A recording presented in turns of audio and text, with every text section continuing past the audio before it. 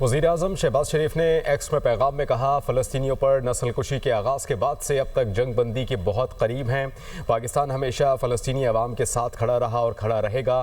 सदर ट्रंप के साथ कतर, सऊदीया, यूएई, तुर्की, उर्दन, मिस्र और इंडोनेशिया की क़यादत का भी शुक्रगुजार हैं।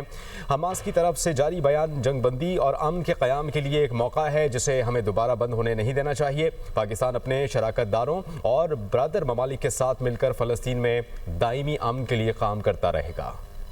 वज़ीर-ए-आज़म शहबाज शरीफ ने एक्स में पैगाम में कहा, फ़लस्तीनियों पर नस्ल कुशी के आगाज़ के बाद से अब तक जंग बंदी के बहुत करीब हैं।